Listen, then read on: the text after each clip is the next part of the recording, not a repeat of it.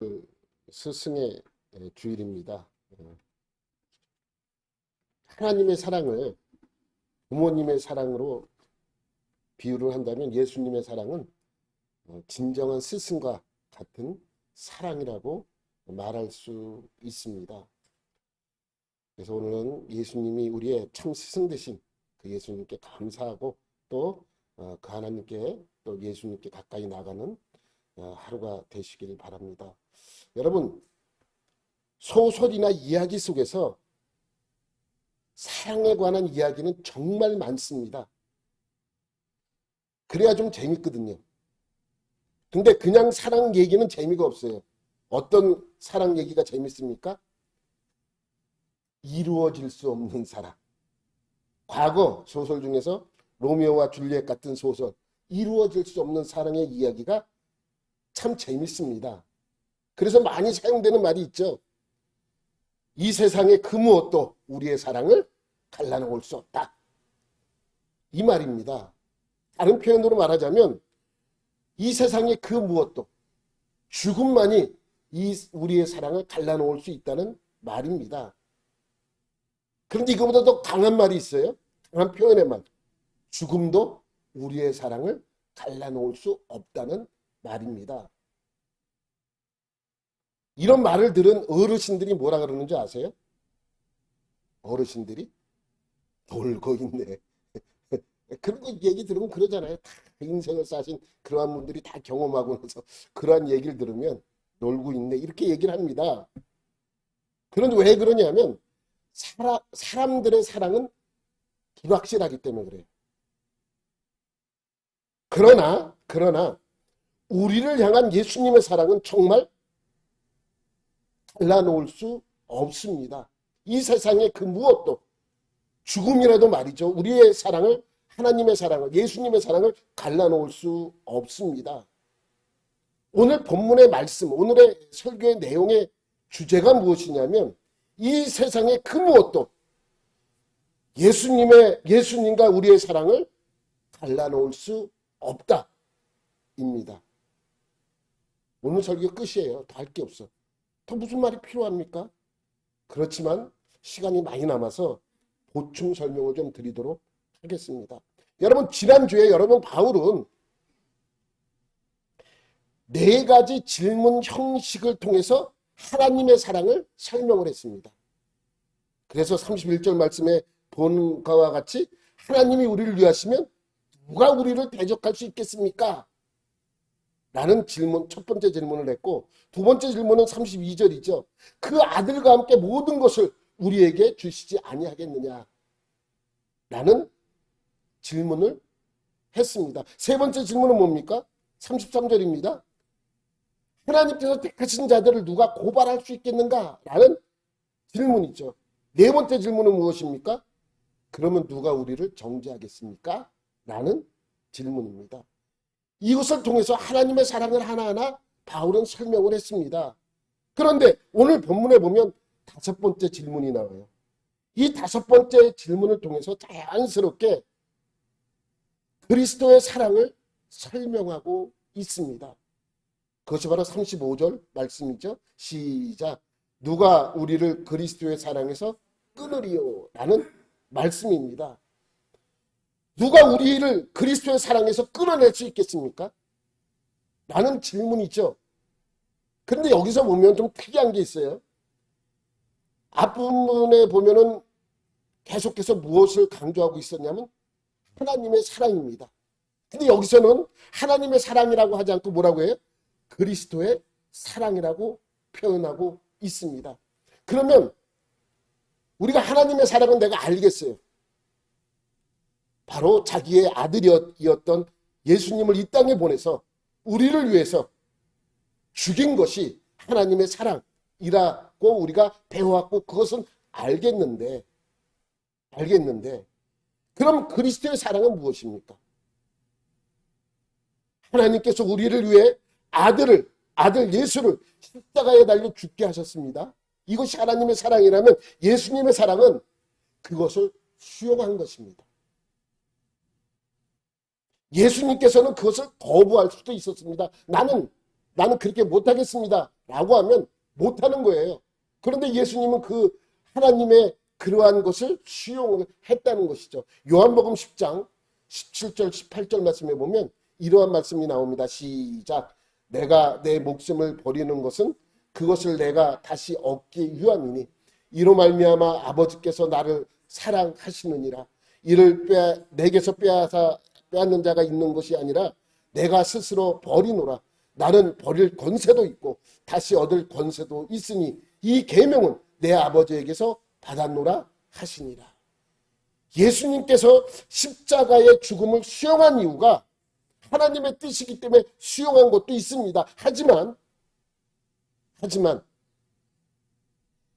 예수님께서 스스로 그것을 수용했기 때문에 가능한 일이죠. 그럼 왜 예수님께서 그것을 수용했는가? 간단합니다. 예수님도 우리를 사랑하셨기 때문입니다. 예수님과 우리와의 사랑은 십자가의 죽음으로 형성된 사랑입니다. 어떠한 사랑과 내가 누구나 사랑에 빠지면 계기가 있을 것입니다. 어떠한 계기 때문에 사랑에 빠지는 것처럼 예수님과 우리의 사랑은 예수님께서 십자가에서 못 박혀 돌아가신 그 사건으로 말미암아 그 사랑이 이루어진 것입니다.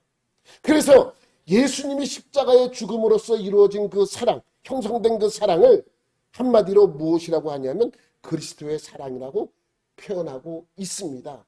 그렇기 때문에 그 누구도 그 사랑을 끊을 수 없다라고 강조하고 있습니다. 여러분, 하나님의 사랑도요, 아들 예수를 십자가에 죽게 함으로써 우리에게 그 사랑을 보여주셨습니다. 그래서 35절의 말씀 보면 이 그리스도의 사랑이란 이 표현을 39절에서는 똑같은 구절인데 뭐라고 표현합니까? 39절 넘겨봐요. 하나님의 사랑이라고 표현합니다. 똑같아요. 36절은 다시 36절을 보면 넘기면 누가 우리를 그리스도의 사랑에서 끊으리요? 라는 질문을 합니다. 누가 우리를 그리스도의 사랑에서 끊으리요? 라는 질문을 하죠. 39절 넘기면 그것을 대답하는 거예요. 39절은 다른 어떤 피조물이라도 우리를 우리 주 예수 그리스도 예수 안에 있는 하나님의 사랑에서 끊을 수 없으리라. 그러니까 35절은 질문하고 39절은 대답하는 거예요. 끊을 수 있겠느냐? 없다라는 답변을 하는데 35절에는 그리스도의 사랑이라고 표현했고 여기서 오늘 39절에는 뭐라 그래요? 하나님의 사랑이라고 표현을 했습니다. 그런데 그 대답에서 뭐라고 해요? 그 하나님의 사랑을 그냥 하나님의 사랑이라고 표현하지 않고 앞에 뭐라고 그래요? 우리 주 그리스도 예수 안에 있는 하나님의 사랑이라고 표현하고 있습니다. 왜냐하면 그것이 그리스도의 사랑이기 때문에 그래요. 예수 안에서 사랑하는 것이 바로 그리스도의 사랑이라고 표현하고 있는 것입니다. 하나님의 사랑은 예수님의 십자가의 죽음으로 나타났기 때문입니다. 그래서 하나님도 우리를 사랑하시지만 예수님도 우리를 사랑하고 계십니다. 그 사랑이 실현되기 위하여 하나님은 예수님을 이 땅에 보내셨잖아요. 그런데 중요한 것이 있습니다. 사탄은 그 사랑이 이루어지지 않도록 계속해서 무엇을 하고 있습니까? 방해하고 있습니다. 방해 공작. 여러분, 예수님이 탄생할 때부터 방해하기 시작했습니다. 마리아가 예수님을 잉태하고 태어날 때가 되었습니다. 근데 왜 하필 그때 로마는 유대인의 인구조사를 하게 해서 임신한 마리아로 하여금 베들레헴까지 가게 했습니까? 요즘 같으면 차 타고 여기서 부산까지 내려갔다 오는 거야 큰 문제가 없겠죠. 네? 먼 거리도 아닙니다. 여기서 한 대전 정도, 대전보다 좀 요 정도 거리입니다. 근데 거기 걸어간다고 생각해 보세요. 임실한 배를 움켜쥐고 여기서 저기 대전의 거리까지 걸어간다고 한번 생각을 해보십시오. 얼마나 힘들겠습니까? 나사렛에서 베들레헴까지 걸어서 인구조사 때문에 가게 된 것입니다. 그러한 어려움을 뚫고 거기까지 갔는데 어떻게 됐습니까? 베들레헴에 갔더니 빈 방이 없어요. 영안에 빈 방이 없습니다. 그 빈 방이 없어서 어디에 갑니까? 마구간에 가서 하룻밤을 거하게 되는 것이죠. 그때 태어났습니다. 그러니 예수님께서 그렇게 어려움을 겪고 태어났는데도 거기서 끝난 것이 아니라 또 어떻게 해요? 이 사탄은 누구를 통해 예수님을 죽이려고 했습니까? 헤롯 왕입니다. 헤롯 왕을 통해서 예수님을 죽이려고 했습니다. 그래서 2살 아래의 모든 아기가 죽임을 당하게 되었습니다. 또 예수님이 사역을 시작할 때 여러분 생각해 보세요. 예수님이 사역을 시작할 때 금식 기도로 시작을 했습니다. 40일 금식을 했습니다. 얼마나 배가 고프겠습니까? 40일 금식을 했으니까. 예수님을 찾아가 먹을 것을 가지고 예수님을 시험하지 않습니까? 또 3년의 사역 기간 동안에 끊임없이 예수님을 괴롭히기 시작합니다. 이것이 방해하는 것입니다. 하나님 예수님과 우리의 사랑을 끊어놓으려는 마귀의 사탄의 계략이기도 합니다. 그리고 사탄은 마침내 사망 권세를 앞세워 예수님을 십자가에 못 박아 버렸습니다. 그러나 그것은 마귀의 최대 실수예요. 마귀가 예수님을 죽인 것은 마귀가 가장 큰 실수를 한 것입니다. 그는 자기도 모르게 구원 사역을 도와주는 역할을 하고 말았습니다. 사탄은요, 우리를 향한 예수님의 사랑을 막을 수가 없습니다. 사탄은 하나님의 사랑을 막을 수가 없습니다. 그런데 우리의 경우는 조금 다릅니다. 우리의 경우는 좀 달라요. 사탄은 예수님에게 방해가 실패로 돌아가자 그때부터 누구를 공격하기 시작합니까? 우리를 공격하는 거예요. 예수님을 공격하는 것이 실패하자 우리를 공격하기 시작합니다. 하나님을 사랑하지 못하도록, 예수 그리스도를 사랑하지 못하도록 우리를 공격합니다. 그래서 여러 가지 방법을 통해서 하나님과 우리의 관계를 끊어버리도록, 사랑을 끊어버리도록 우리를 공격합니다. 그것은 바울이 오늘 본문 35절에서 먼저 7가지를 가지고 설명하고 있는 것이죠. 35절 말씀 다시 보면 여기에 7가지의 그 고난이 나옵니다. 환난, 공고, 박해, 기근, 적신, 위협, 칼. 여러분 여기 첫 번째로 말하는 환난은 무엇을 말합니까? 넘겨봐봐요. 고난입니다. 고난. 고난. 예? 환난, 고난. 어떤 일로 말미암아 내게 어려움이 있죠. 코로나 때문에 우리에게 고난이 오는 거예요. 여러 가지 이유로. 그러한 고난들을 이야기하는 것입니다. 그래서 이 첫 번째 환난은 뒤에 말하는 7가지를 대표하는 총체적인 것이라고 할 수 있습니다. 사탄은요, 성도들에게 수많은 환난을 가함으로써 하나님을 원망케 하고 배반하게 함으로 하나님의 사랑에서 끊어지게 하려 합니다. 환난과 어떠한 고난으로도 하나님의 사랑을 결코 끊어낼 수 없습니다. 둘째는 뭐냐면 공고입니다. 공고.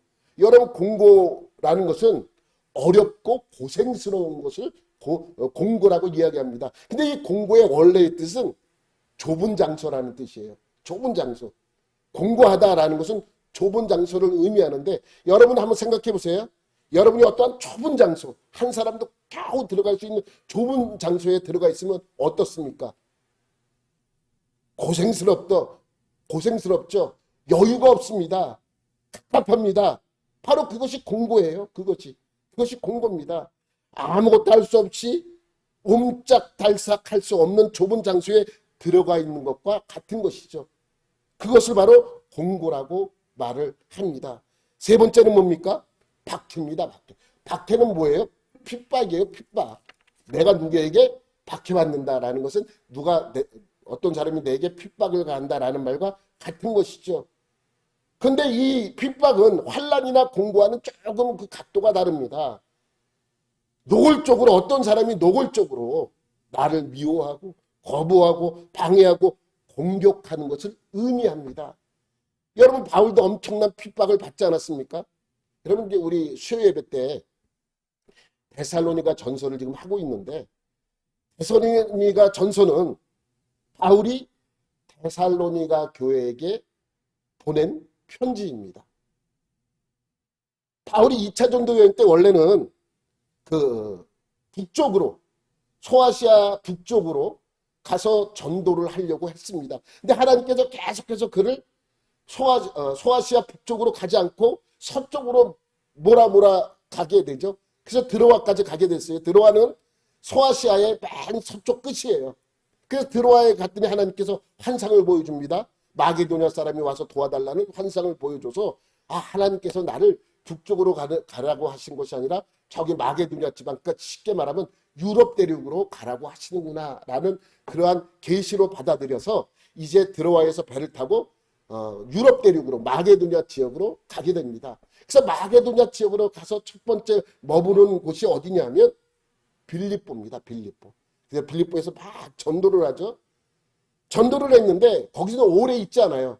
회당이 없다 보니까 전도를 하다가 이제 두 가정만 만들어 놓고 그곳에서 떠나갑니다. 그리고 간 곳이 바로 데살로니가라는 도시입니다. 이 데살로니가는 마게도냐 지역의 수도예요. 수도. 경기도의 수도가 수원이듯이 이 마게도냐 전체 지역의 수도가 데살로니가입니다. 그러니까 상당히 클 거 아니에요.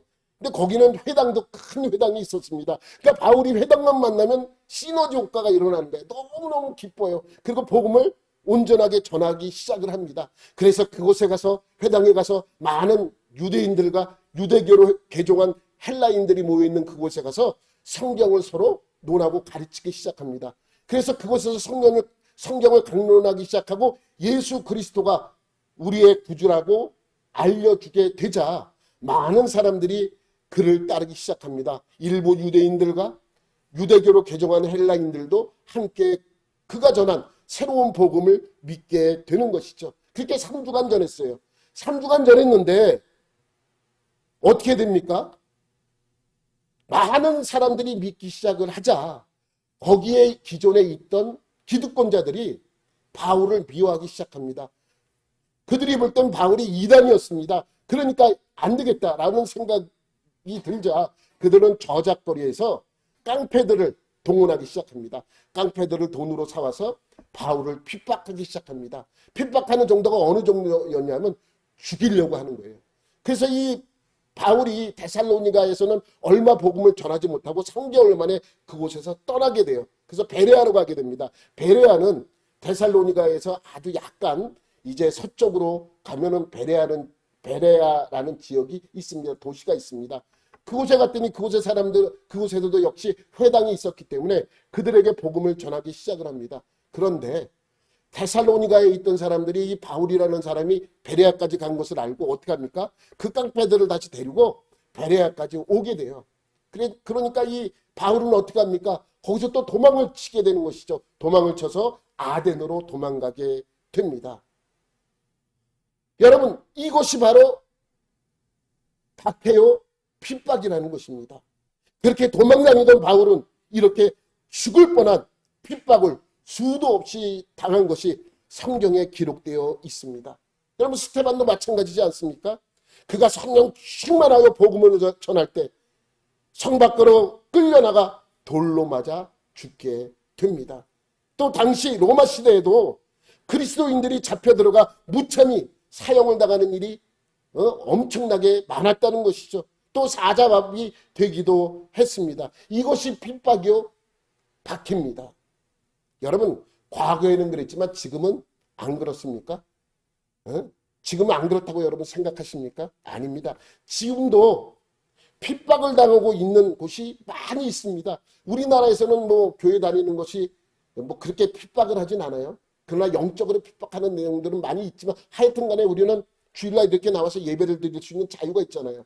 근데 공산주의 국가를 보세요. 선교사들이 복음을 전하니까 다 내쫓겼잖아요.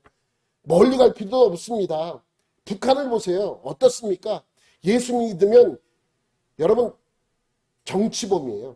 예수 믿으면 정치범이야. 왜 정치범입니까? 예수 믿는 것이. 그런데 예수를 믿으면 정치범으로 취급을 해서 1급 정치범 그 수용소에 감금이 됩니다.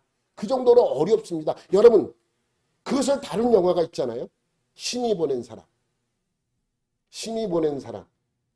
예수님이 아니고 그냥 그 제목이 신이 보낸 사람인데 북한의 이야기를 들은 것입니다. 그 어떠한 사람이 예수를 믿는다는 이유로 부부가 1급 정치범으로 수용소에 아내와 함께 감금이 됩니다. 근데 자기는 거기서 고문을 통해서 예수를 부인하고 간신히 목숨을 건졌는데 그 아내는 끝까지 예수를 부인하지 않고 붙잡음으로써 결국 그곳에서 죽게 됩니다. 자신의 목숨은 건졌지만 혼자 살아남은 것에 대한 죄의식을 갖고 있었어요. 그래서 그는 2년 만에 고향으로 돌아가게 됩니다. 근데 돌아간 그는 아내와의 약속을 지키기 위해서 그 동네 사람들을 설득해서 남조선으로 탈북할 결심을 하게 됩니다. 그런데 탈북을 준비하다가 어떻게 돼요? 발각이 돼요. 그래서 어떻게 됩니까? 결국 총살을 당하게 됩니다. 정말 있었던 일입니다. 아니 예수 믿는 것이 뭔 잘못이라고 그렇게 죽이기까지 합니까? 지금도 그런 역사들이 일어나고 있습니다. 중국도 마찬가지고요. 많은 공산주의 국가에서도 마찬가지입니다. 선교사들이 쫓겨나고 그러한 핍박을 당하고 있습니다. 저는 여러분에게 지금 이 말로 설명을 하고 있지만 한번 생각을 해보십시오. 우리에게 이런 핍박이 온다면 여러분들은 그 믿음이 약해지지 않겠습니까? 그러한 핍박이 오면 하나님을 의심하기 시작합니다. 또 믿음을 포기하고 싶습니다. 그리고 교회를 멀리하고 싶은 것이 당연한 것입니다. 그러나 믿음의 사람들은 이러한 핍박 속에서도 신앙을 지킬 수 있는 것입니다. 그러한 핍박이 하나님과 우리 사이의 사랑을 끊어낼 수 없기 때문입니다. 네 번째는 이것입니다. 기근입니다. 기근은 굶주림이에요. 굶주림. 굶는 거예요. 여러분 그 우리나라 속담에 선비도 3일 굶으면 어떻게 한다고요? 남의 집 담을 넘는다. 이러한 속담이 여러분 뭐 이런 들어본 적이 있는지 이러한 속담이 있습니다. 선비도요. 선비라는 것은요. 절대로 선비답게 모든 것을 하는 것 신사적이고 근데 그 선비도 그렇게 착한 선비도 3일 굶으면 남의 집 담을 넘는다고 합니다. 그러니까 먹는 문제가 얼마나 심각한지 여러분 아시기 때문에 이러한 말씀을 하고 있는 것이죠. 그러면 굶으면 죽잖아요. 아파서 죽으면 그렇다고 치지만 굶어서 죽는 걸 한번 생각해 보세요. 먹을 것이 없어서 굶어 죽는다. 근데 바울도요. 그러한 굶주림을 늘 당했어요. 왜? 그는 전도를 하려고 온 세상을 돌아다녔잖아요. 그러니까 그러다 보니까 주머니에서 돈이 떨어지면 사 먹을 수도 없고 또 그러한 기간 동안에 여행하는 기간 동안에 어려움을 많이 겪게 된 것이죠. 그러니까 이러한 굶주림 앞에서는 장사가 없다라는 것입니다. 여러분 우리 아이들은 젊은 사람들은 잘 몰라요. 굶는다는 것을. 왜냐하면 여태까지 태어나서 지금까지 없어서 굶어본 적이 없기 때문에 다이어트 하려고 굶어본 적은 있을 것입니다. 그런데 다이어트가 왜 번번이 실패하는 줄 아십니까? 굶는 게 힘들기 때문입니다. 굶는 게 요즘 젊은 애들한테 초등학생들한테 이런 얘기를 어떤 부모가 했대요. 너 자꾸만 그러면 우리 집 망해서 밥도 못 먹게 돼. 그랬더니 뭐라 그러냐면 그럼 빵 먹으면 되지 그러더래요. 그러니까 아이들은 모르는 거예요. 그 굶는다는 것이 얼마나 심각한 것인지. 그런데 그 굶주림을 준다는 거예요. 그래서 그것으로 하나님과 우리 사이를 예수님과 우리 사이를 끊어지게 만든다는 것입니다. 그럼 뭐 다섯 번째는 뭡니까? 다섯 번째. 적신이에요. 적신이 뭐냐? 헐벗음이에요. 헐벗음. 그러니까 우리는 못 먹어도 헐벗는다 그러는데 이것은 먹는 그러한 이야기가 아니고 입는 거예요. 그러니까 먹을 것, 입는 것 이런 것을 이야기하는 것입니다. 입지 못하는 것이 적신이에요. 여러분 뭘 입지 못하면 얼마나 비참합니까? 덜게 먹고 다녀야 되는데 여러분 우리는 지금 뭐 옷이 남아서 맨날 옷을 버리기도 하지만 이 당시만 해도 여러분 옷이 얼마나 귀했냐면 1년 동안 누구에게 일할 때 세경 속에 포함된 것이 얼마라는 개념이 없으니까 옷 한 벌과 무엇 뭐 이렇게 주는 것이에요. 그러니까 대부분 사람들은 옷을 한 벌이나 두 벌 갖고 입는 거예요. 계속해서 있어요. 제가 어렸을 때도 여러분 한번 신발장에서 한번 딱 열고 한번 신발을 세어보세요. 여러분 신의 신발이 몇 개나 있나. 근데 제가 어렸을 때만 해도 보통 한 사람이 신발 몇 개를 갖고 있어요? 한 개예요. 여러분도 슬리퍼는 두 개 있고, 새 신발 사면은 세 개가 있어요. 새 신발을 안 신고 헌 신발 떨어질 때 같이 신다가 새 신발로 갈아 신는 그런 경우가 많았어요. 근데 지금 저는요, 신발장을 열어보면 저런 신발도 4개 있어? 찰 정도로 오래전에 있었던 신발도 아직도 있습니다. 그 정도로 풍족해져서 잘 모르지만, 여러분 이 적신, 헐벗는다는 것은 얼마나 그 당시에 심각한 일인지 우리가 알아야 하는 것이죠. 그 적신도 하나님과 우리 사이를 끊어놓지 못한다는 것입니다. 6번째, 7번째는 뭐예요? 위엄과 칼입니다. 여기서 말하는 위엄과 칼, 강도나 우리가 나가면은 자동차 사고의 위험과 이런 위험이 아니고 예수를 믿음으로써 오는 위험과 칼입니다. 예수를 믿음으로써 얻어지는 아주 강한 핍박을 가르쳐 위험과 칼이라고 이야기를 하는 것입니다. 당시 기독교인들은 이러한 고난과 환난을 당연시 여겼어요. 내가 예수를 믿으면 예수를 믿으면 내가 로마로부터 이러한 대접을 받는구나. 이러한 고난을 받는구나. 당연시 여겼다는 것이죠. 당연시 여긴 것입니다. 내가 예수를 믿게 되면 이러한 고난이 나에게 오는구나. 그럼에도 불구하고 나는 이 예수를 나의 구주로 믿겠다. 이러한 신앙이 있었다는 것이죠. 여러분 지금도요. 저기 중동 지역에 가면 무슬림들이 살고 있잖아요. 대부분 무슬림 국가들 아니에요. 거기서 살면 다른 종교를 갖고 있으면 살 수가 없어요. 일거리를 안 주니까.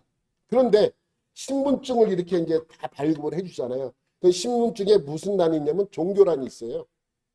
대부분 무슬림인데 무슨 종교란이 왜 필요한가? 그 중에서도 무슬림이 아닌 사람들을 색출해내기 위해서 그것을 만들어 놓은 거예요. 그래서 어디 취직하려면 신분증을 주면 종교란에 기독교라고 써 있으면 절대로 취직을 못합니다. 절대로. 왜? 그들은 그렇게 예수 믿는 사람을 핍박하고 어려움을 처하도록 그렇게 만든다는 것이죠. 그런데도 왜 믿나? 그냥 알면서도 믿는 거예요. 그걸 감수하면서도 믿는 것이죠. 그래서 36절에 이렇게 기록하고 있습니다. 시작.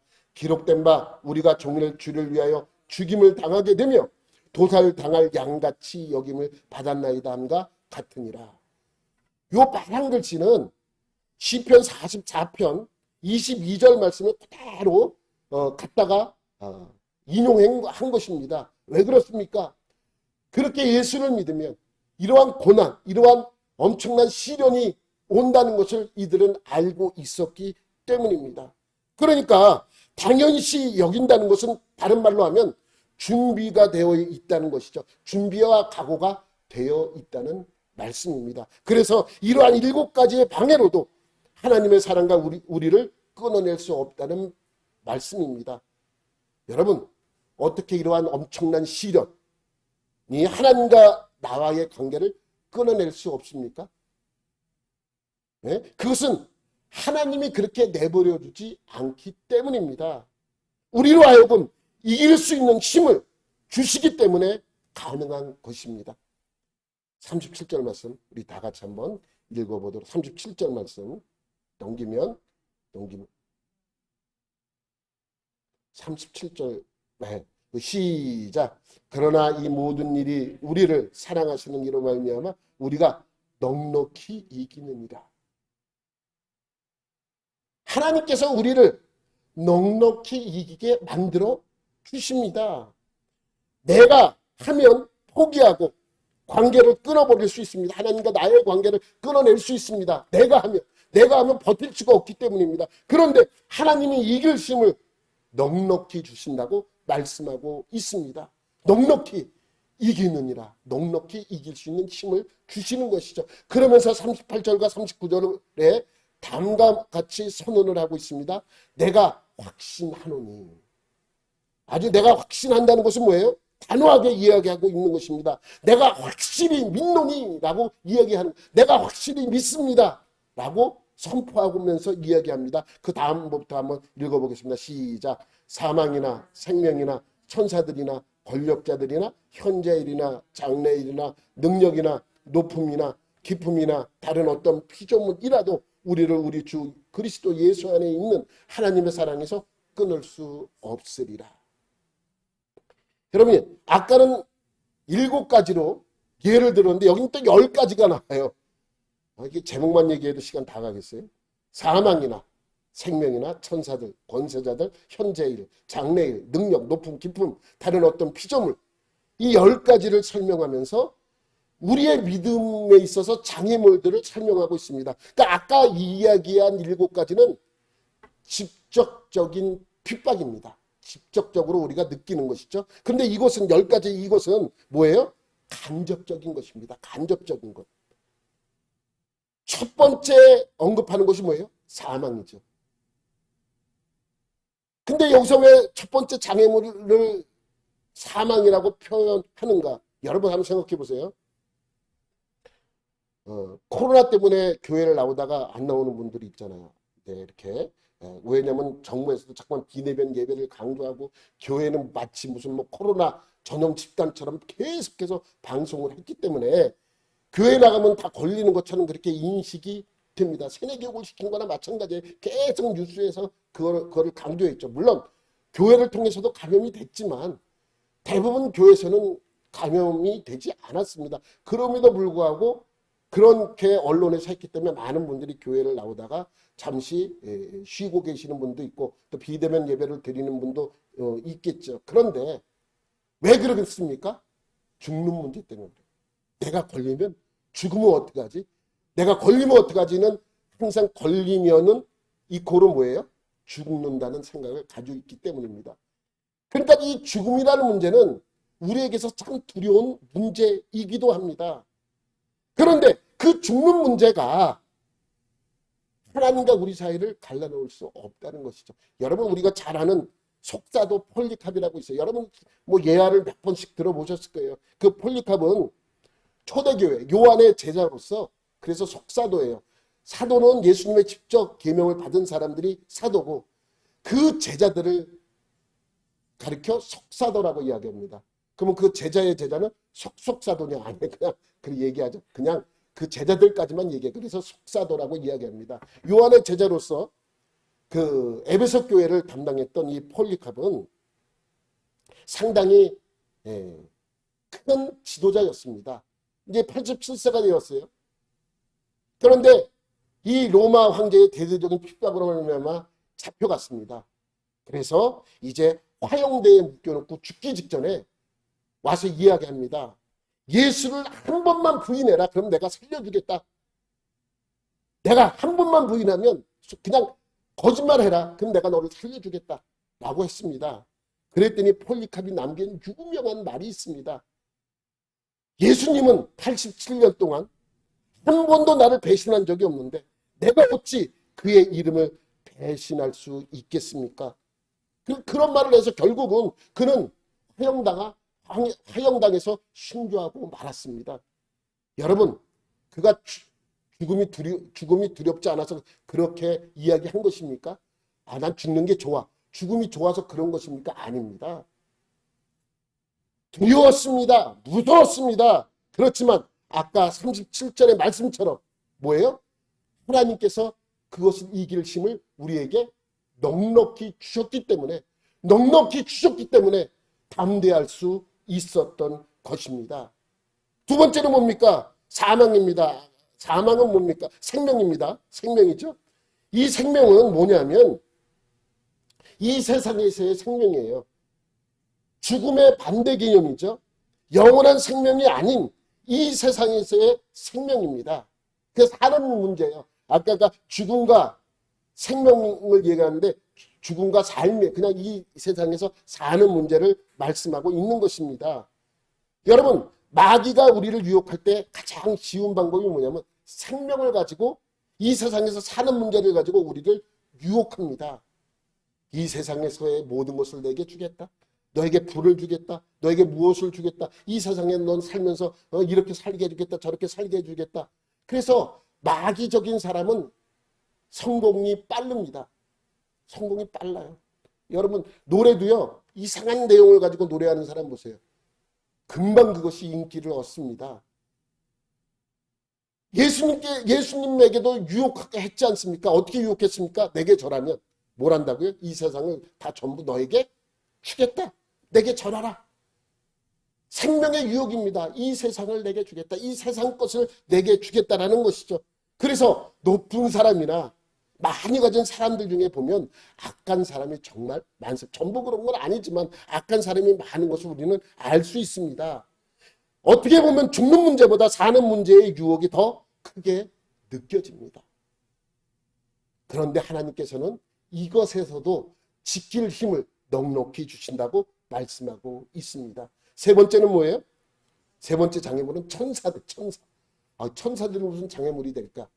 여러분, 천사가 하는 역할은 상당히 큽니다. 나중에 제가 기회가 되면 천사론에 대해서 한번 쭉 여러분에게 설명을 할 기회가 있으면 좋을 텐데 한번 해드리도록 하겠습니다. 그런데 천사가 하는 일에 비해서 하는 그 사역에 비해서 성경에 기록된 거는 아주 극히 일부분이에요. 아주 극히 일부분. 왜 그런지 아세요?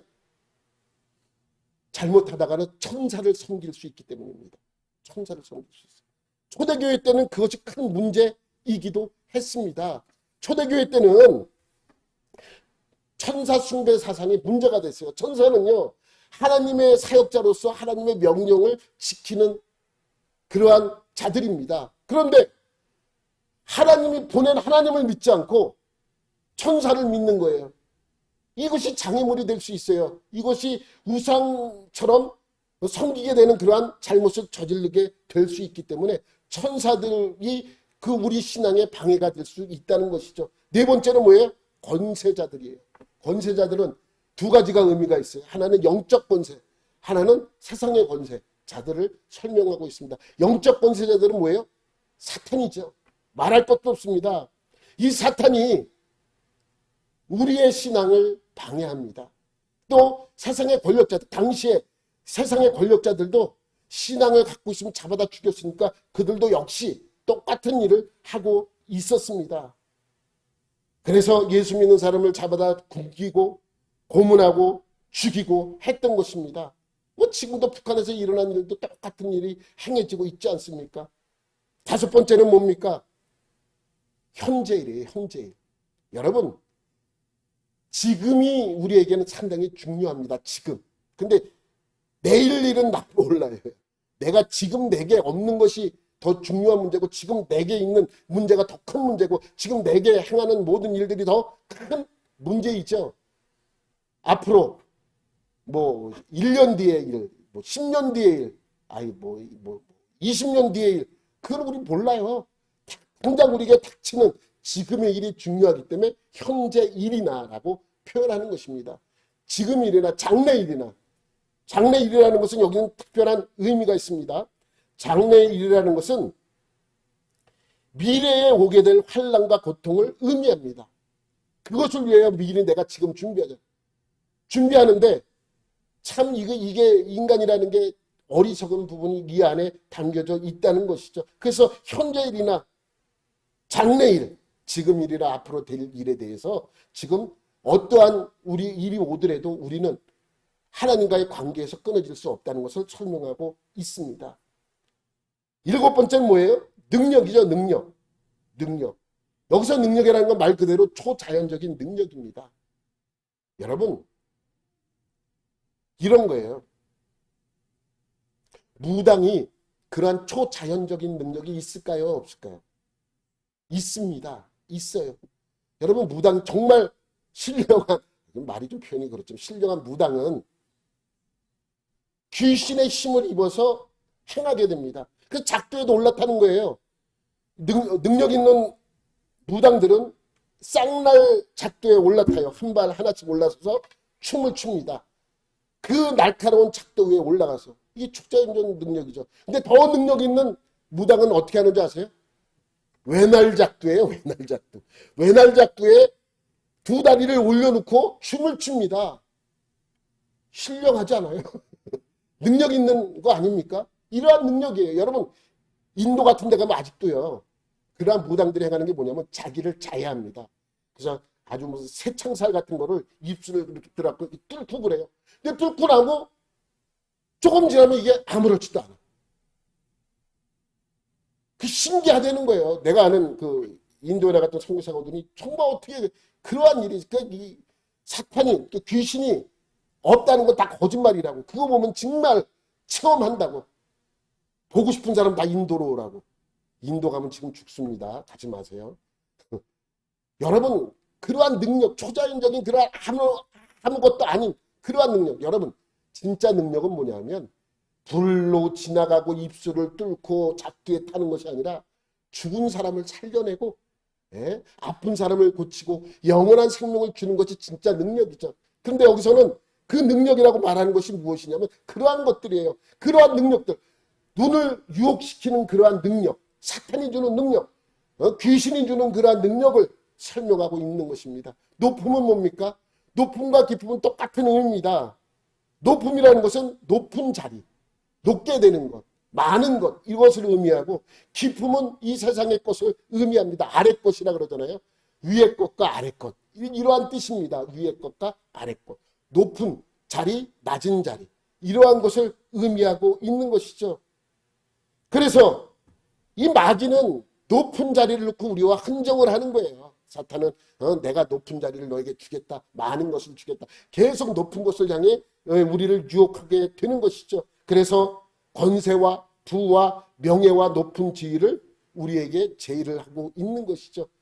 기쁨은 뭐예요? 낮은 것, 낮은 것입니다. 낮은 것으로 우리를 쓰러뜨리고 방해합니다.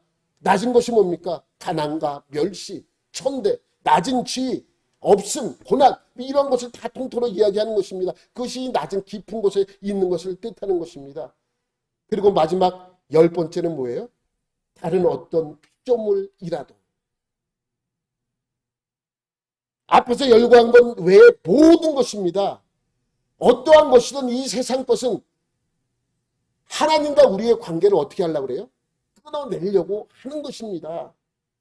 그런데 이 세상의 어떤 세력도, 우주의 어떤 세력도, 어떤 존재도 예수 그리스도 안에 있는 우리의 사랑, 하나님의 사랑을 끊어낼 수 없다는 것입니다. 그것을 표현한 거예요. 그래서 앞에 7개는 직접적인 방해를 이야기한 것이고, 나중에 10개는 간접적으로 우리에게 올 수 있는 것을 설명하고 있는 것입니다. 이 세상의 어떤 것으로도 하나님의 사랑을 우리에게서 끊어낼 수 없다는 것을 강조하는 것이죠. 여러분, 그 서울에 있는 한 대형 교회, 큰 교회예요.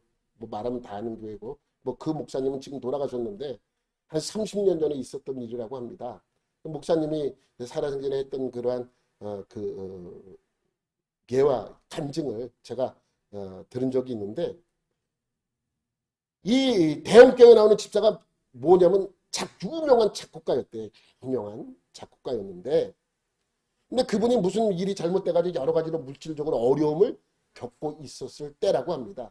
뭐 때문에는 구체적으로 얘기하지만 무슨 뭐 때문에 아주 심한 그 재정적으로 어려움을 겪고 있을 때인데, 어느 날 통일교로부터 연락이 왔다고 합니다. 내용은 뭐냐면 곡 하나만 써달라고. 곡 하나만 써주면 2천만 원을 준다는 제의가 왔다고 합니다. 지금은 2천만 원 뭐 2천만 원 안 받고 말지 이러면 되겠지만, 그 당시 20, 30년 전에 그 2천만 원이면 지금은 한 2억도 넘을걸요. 그렇게 그러면 자기가 어느 정도 재정적으로 힘들었던 모든 것이 해소될 수 있으니까 마음이 흔들리기 시작을 했다고 합니다. 근데 이분은 평소에도 예수 믿는 것과 사업하는 것은 별개라고 생각했던 분이에요. 그래서 이제 그것을 합리화하려고 하려는 마음도 이 안에 있었기 때문에 이제 써주려는 생각이 강했습니다. 그래서 써준다는 생각으로 결정을 하고, 그래도 예수 믿으니까 교회를 다니니까 양심에 요만큼 이제 약간 찔림이 있으니까 누굴 찾아가요? 담임 목사님을 찾아갔다. 담임 목사님 가서 상담하려고 찾아갔는데 상담이 아니고 일방적으로 담임 목사님한테 사업과 믿음은 별개가 아닙니까? 라는 것을 설득시키러 온 거예요. 그러니까 자기가 면죄부를 스스로 주기 위해서 목사님을 통해서 면죄부를 받기 위해서 찾아간 거예요.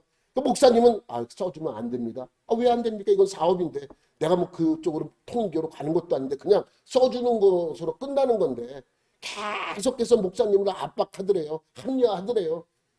그 목사님이 나중에는 이야기하다 안 되니까 뭐라고 얘기했냐면 그러면 집사님 믿음대로 하세요. 그냥 그렇게만 얘기를 했대요. 왜? 안 된다고 얘기하면 그 안 되는 이유를 자꾸만 자기에게 합리화하기 위해서 자꾸만 무슨 얘기를 하니까 그러니까 이분은 상담하러 온 것이 아니라 목사님을 설득하러 온 거예요. 그러니까 목사님이 나중에 하다 안 되니까 이분은 더 이상 얘기해도 안 된다는 생각이 들어서 그럼 믿음대로 하세요. 이렇게 얘기를 했대요. 목사님이 나중에 뭐 하다가 잘 안 되면 믿음대로 하세요는 극단적일 때 하는 이야기입니다. 믿음대로 하세요. 안 된다는 이야기죠. 근데 이분은 그 이야기를 듣고 이제 가서 이제 작곡을 해주려는 마음이 있었는데 얼마 후 그가 목사님을 다시 찾아왔다고 합니다. 그리고 그가 이렇게 이야기하더랍니다. 목사님 2천만 원 그냥 포기했습니다. 라고 얘기를 하더래요. 저는 정말 그 돈이 꼭 필요했습니다. 했지만 포기하고 나니까 제 믿음이 2천만 원짜리가 된 것 같습니다. 이렇게 이야기를 하더랍니다. 여러분 그분이 포기한 겁니까? 아닙니다. 하나님이 그렇게 해 주신 것입니다. 우린 그거를 알지 못해요. 그래서 37절 말씀을 잘 봐야 합니다. 우리가 넉넉히 이기는 이유는 하나님께서 우리에게 힘을 주시기 때문입니다. 그런데 왜 하나님께서 우리에게 그러한 넉넉히 이길 힘을 주시는가? 넘겨보세요. 우리를 사랑하시는 이로 말미암아. 뭐예요? 우리를 사랑하시는 이로 말미암아. 누굽니까? 예수님입니다.